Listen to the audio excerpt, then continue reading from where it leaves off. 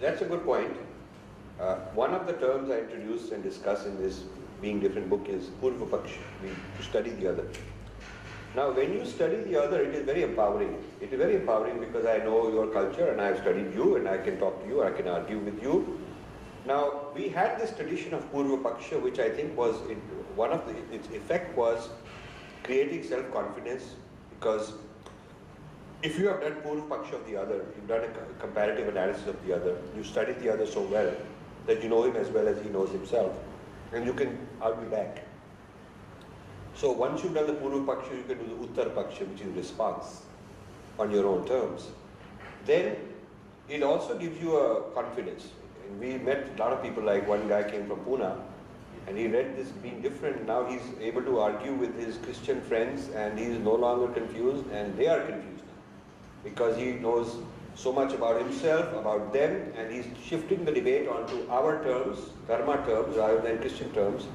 Since he was born, raised, his family, friends, a lot of them are Christians, and he's almost converted. But now he's talking in a new vocabulary, a new kind of sense of empowerment. So I would say that somewhere we lost the Purva-paksha tradition. When the people were arguing, Mimamsa, Buddhism, and Advaita Vedanta, Vishishta Advaita Vedanta, Advaita Vedanta, all these different schools and thoughts were arguing with each other. This Bheda Vedanta and this Sankhya, there's so many schools, they're all arguing with each other. They were involved in Purva-paksha, they understood each other very well. There's a Jain scholar, Haribhadra, 7th century or so, who does a compilation of all the systems of thought from his point of view. Very interesting that this system of Purva-paksha has been around for a long time. So there was confidence. So when you came across a person from another point of view, you were not afraid of him. You already knew him. Part of your education is you knew him. But somehow, I don't know why, I haven't understood why it happened. When the Muslims came, there was no big Purva-paksha of Islam. When the Christians came, there was no big, place. I would have thought that the Shankara Math would have said, now we have, like we were doing Purva-paksha with Buddhists, now we got to do Purva-paksha with Christianity. And then when the Enlightenment, European Enlightenment and so on came, then they should have said, we'll now do Purva-paksha on that. It turns out that China, the Chinese, emperors, since very long time, for hundreds of years, have had a project to translate every major European thinker into Mandarin and teach it. So they're doing Purva-paksha. So when Hegel comes along, Mandarin people have a response. When the next guy comes along, they have a response.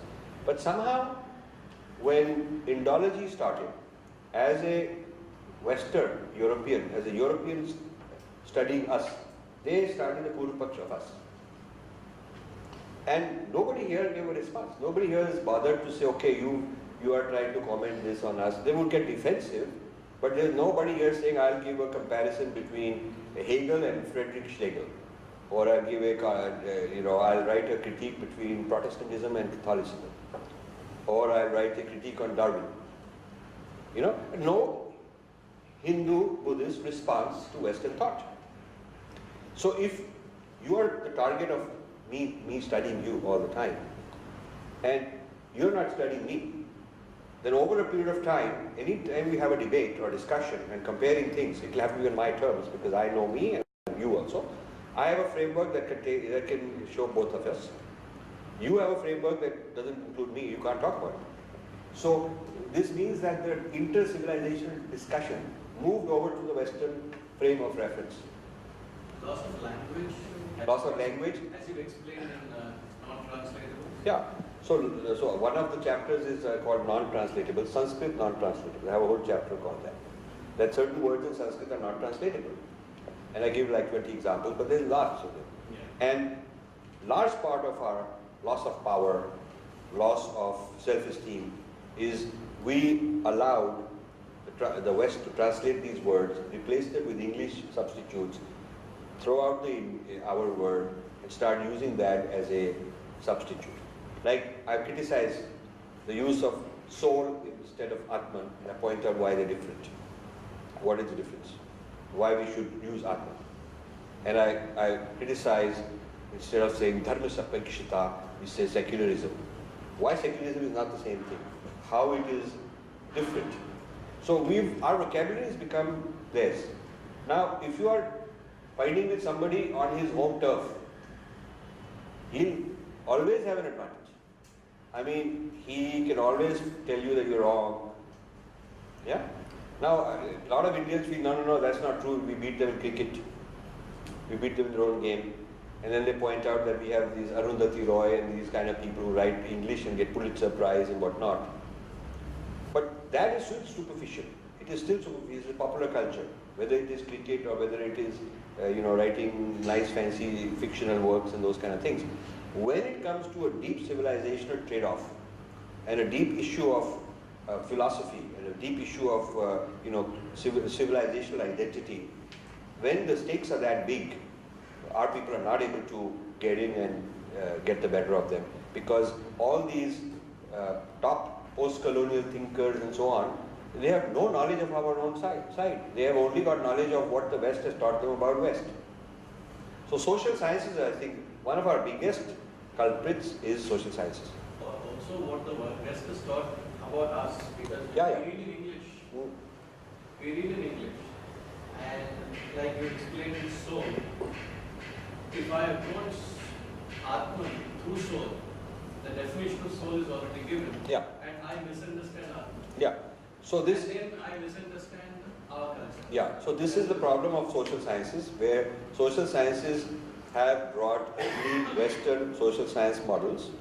They have not brought Indian social science models.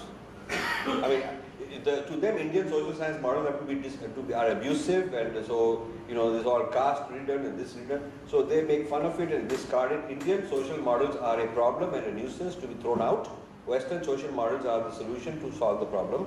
So obviously we're getting shifted over to another way of life, another thinking. So once we had this for 60, 65 years after independence, that's the result of that. So many generations have been raised in this kind of thinking. So the result is that our people are not able to think for themselves, not able to stand up to the other people. Every place I go to and give a talk in India, there's always some people in the faculty and some of the students who are bothered by what I'm saying. They're very bothered by what I'm saying because they cannot handle anyone who says anything positive about our civilization. They are really bothered. They think I must be a conspirator, some guy who's been sent to for political purpose to undermine all that. That's true. It's easier for me to talk about my civilization sitting in the US. It's easier. Sometimes it's very difficult to say the same thing here. And something I'm saying very ordinarily everywhere, sometimes people come to me afterwards and say, hey, you really said that, you must be very courageous. People in Delhi would say like that, as if I'm saying something wrong.